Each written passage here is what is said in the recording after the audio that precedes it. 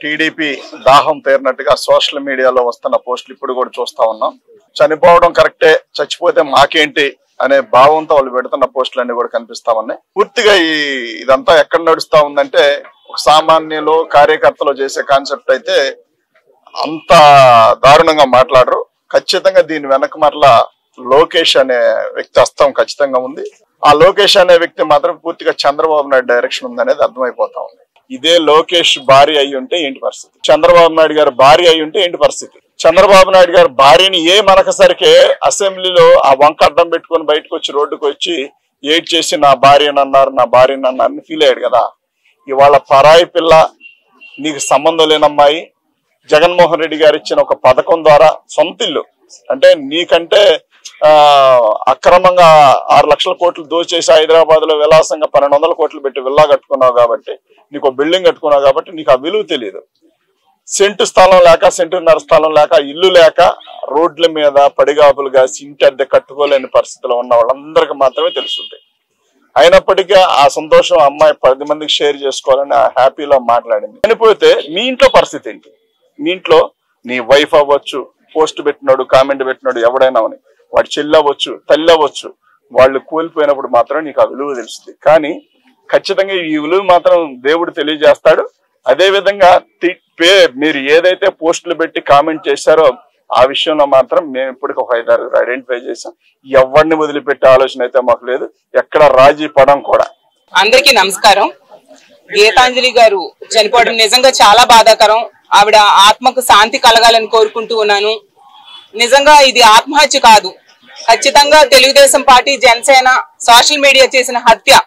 ఎందుకంటే అంత ఘోరంగా ఆవిడ సంతోషంతో ఎంత ఆనందంగా తనకి ఇళ్ల పట్టా వచ్చిందని, అమ్మఒడి వచ్చిందని, ప్రభుత్వ పథకాలు వచ్చాయని చాలా సంతోషంగా వ్యక్తం చేస్తే దాన్ని కూడా ట్రోల్ చేసి ఆమెకి మానసిక వ్యాధిని గురై చచ్చిపోయేట్టుగా చేశారు.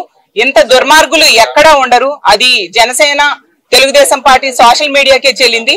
ఎంత ఘోరం అంటే చనిపోయాక కూడా వాళ్ళ తెలుగుదేశం పార్టీ అఫీషియల్ వెబ్సైట్ లో పెడుతూ ఉన్నారు. చూడండి, చదివి వినిపిస్తాను. రాష్ట్ర ప్రజలందరూ కూడా తెలుసుకోండి, ముఖ్యంగా మహిళలు తెలుసుకోండి, తెలుగుదేశం పార్టీ ఎంత దిగజారిపోయింది.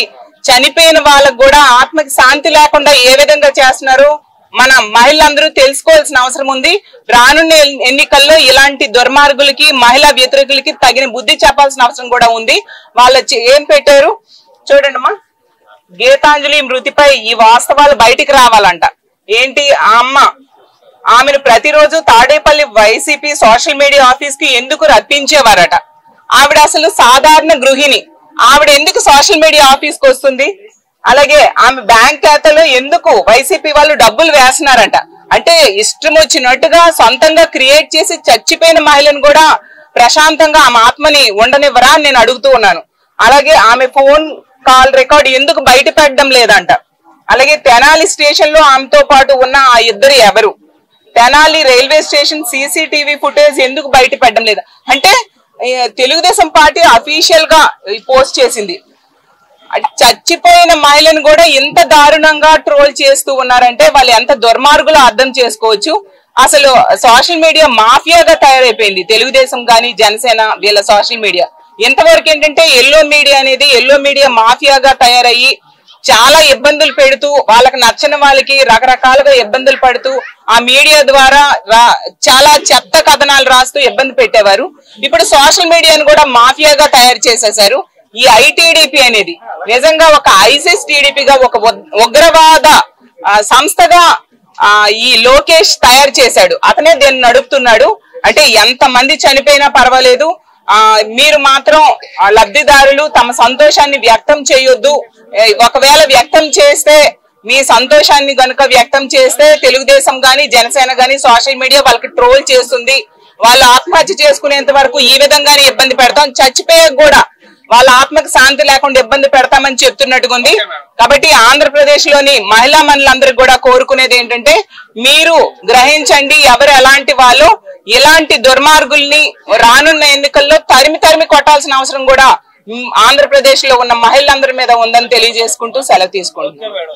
ఒక మినిస్టర్ ని కూడా మాజీ మంత్రిగా పనిచేసినటువంటి బండారు అనేటటువంటి ఆయన ఇష్టం వచ్చినట్లు బూతులు పెడుతూ సోషల్ మీడియాలో పోస్టులు పెడితే దానికి వాళ్ళు దానికి న్యాయ పోరాటం అనేటటువంటి పేరు పెట్టారు. ఈ రోజున ఈ స్టార్ క్యాంపెయినర్ల గొంతు నొక్కాలని చేసినటువంటి ఈ పన్నాగం ఏదైతే ఉందో మీరు ఎదుర్కోలేరు. మీరు ప్రజలకు మంచి చేయడం తెలియదు, చంద్రబాబుకి పవన్ కళ్యాణ్కి ప్రజలకు మంచి చేయడం తెలియదు, మహిళలకు మంచి చేయడం తెలియదు. మంచి చేస్తున్నటువంటి వాళ్ళని పాపం మా మీద తీసుకోండి. రాజకీయాలను ఏమన్నా ఉంటే ఆ కుటుంబానికి ప్రభుత్వం ఎల్లవేళలా అండగా ఉంటుంది. చాలా ధైర్యంగా ఆ కుటుంబం అందరికీ కూడా మేము చెప్పాం. ముఖ్యమంత్రి గారు చాలా చెలించారు ఈ విషయం విన్న తర్వాత. అందరం కూడా నేతలందరం కూడా మాట్లాడాం ముఖ్యమంత్రి గారితో. నిజంగా ముఖ్యమంత్రి గారు ఆ కుటుంబానికి అందరం భరోసాగా ఉంటాం చెప్పండి అని పదే పదే చెప్పినటువంటి పరిస్థితి. కాబట్టి ఆ కుటుంబం వైసీపీకి సంబంధించినటువంటి ఒక ముఖ్య కుటుంబంగానే మేము భావిస్తామని మరొకసారి తెలియజేస్తూ ఉన్నాం.